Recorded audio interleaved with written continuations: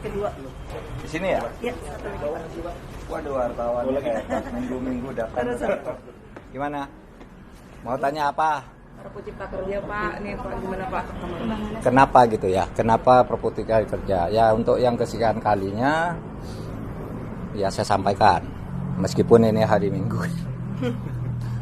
Saya suka lembur ya. Jadi ini undang-undang atau Perpu Cipta Kerja itu dibuat oleh pemerintah karena situasi ekonomi global ya. Ini saya bicara dunia global seperti halnya di sidang-sidang kabinet. Saya katakan bahwa kalau saya tidak ikut sidang kabinet, mungkin saya ikut ngeritik ini undang-undang Cipta Kerja. Tapi karena saya ikut sidang kabinet, saya tahu ada hal-hal yang harus segera dikeluarkan tanpa harus melanggar undang-undang meskipun tidak membuat undang-undang, yaitu Perpu Cipta Kerja. Karena apa? Tahun 2023 itu dunia internasional sudah pasti akan mengalami perfect storm. Apa itu badai ekonomi? Itu akan terjadi resesi, inflasi, stagflasi, krisis energi, dan sebagainya. Nah, 4 lembaga keuangan internasional menilai Indonesia akan mengalami masalah di dalam pertumbuhan terkait dengan perkembangan ekonomi global. Apa 4 lembaga itu? Yaitu satu World Bank, Bank Dunia, yang kedua IMF, yang ketiga EDB, yang keempat OECD, ya, Organization for Economic Cooperation Development. Memperkirakan Indonesia itu pertumbuhannya di tahun 2023 hanya akan berkisar antara 4,7 sampai maksimal 5. Sementara proyeksi atau target kita pemerintah untuk menjaga stabilitas ekonomi kita, targetnya minimal 5,3. Oke?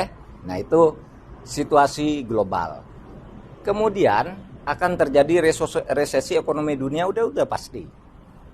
Lalu geopolitiknya, perang Ukraina dan Rusia ini akan menyebabkan juga terjadinya krisis energi, lonjakan harga-harga, inflasi juga akan dipengaruhi lagi oleh situasi geopolitik, sehingga pemerintah harus melakukan antisipasi berdasar hitungan-hitungan lembaga ekonomi dunia itu. Antisipasinya apa? Harus membuat kebijakan strategis dari sekarang untuk menyelamatkan rakyat, untuk menyelamatkan ekonomi Indonesia. Nah, kebijakan strategis itu tidak bisa dikeluarkan sebelum Undang-Undang Ciptaker itu diundangkan.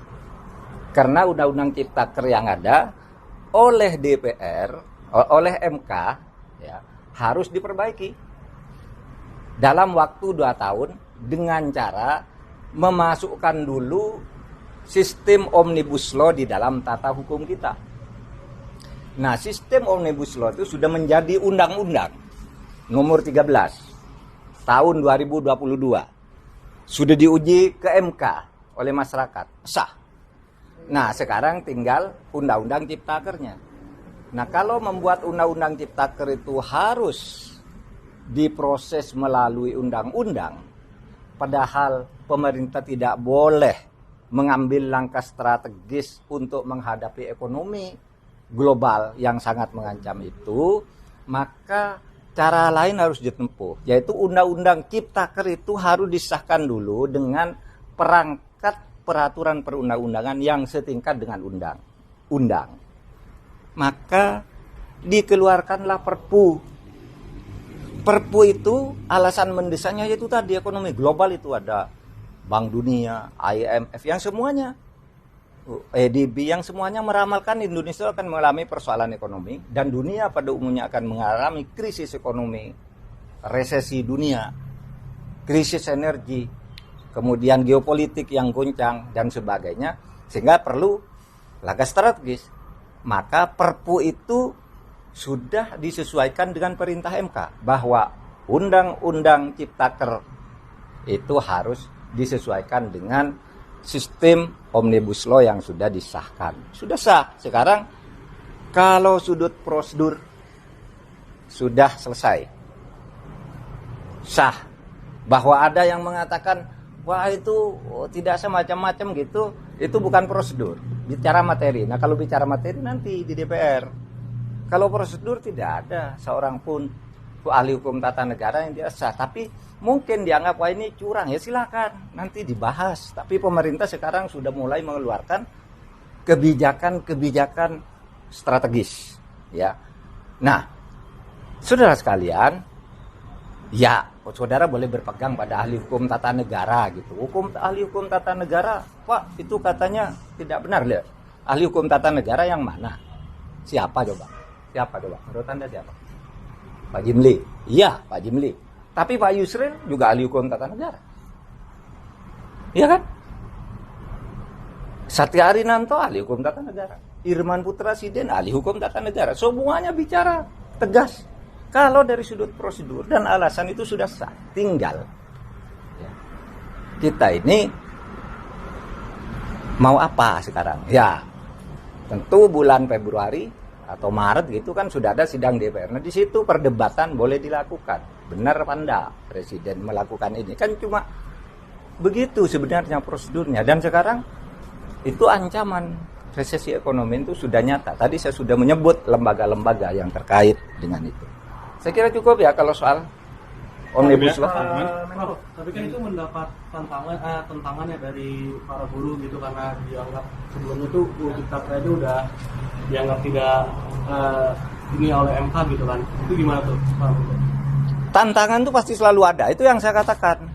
Kalau Anda bicara sah gitu ya, dan ini sah. Kalau bicara, nanti pasti ditantang oleh buruh, itu sudah pasti. Nunggu undang-undang pun sudah pasti. Sekarang itu undang-undang belum ada aja sudah di judicial review. Sudah sering begitu. Enggak apa-apa. Itu kemajuan dari tata hukum kita. Ya, nanti dibahas lagi. Kan begitu. Siapa yang berhak membahas? Kalau pertentangan, ya buruh ada yang nentang, ada yang tidak. Ahli hukum tata negara ada yang setuju, ada yang tidak. Itu silahkan aja. Ini kita berdemokrasi. Yang penting kita adu argumen, bukan masuk ke soal-soal pribadi yang tidak ada hubungannya. Ya, adu argumen saja, mari. Nah kalau Anda menang di dalam adu argumen itu, nanti kan bisa menjadi hukum. Ada prosedur-prosedur. Tidak ada seorang pun yang berhak melarang pemerintah suruh menunggu seseorang yang tidak setuju. Gitu. Kalau itu memang diperlukan, itu perlunya ada pemerintah. Gitu. Makanya saya katakan seandainya saya ini dosen yang bukan anggota kabinet, mungkin saya ikut ngeritik karena saya tidak tahu. Tapi sesudah saya tahu peta dunia yang dipresentasikan di berbagai sidang kabinet untuk memilih apakah ini perpu, apakah undang-undang, perdebatannya dalam, oh iya, sah kalau urusan sah. Saya yang bertanggung jawab bahwa ini sah. Nah isinya disetujui nanti di DPR.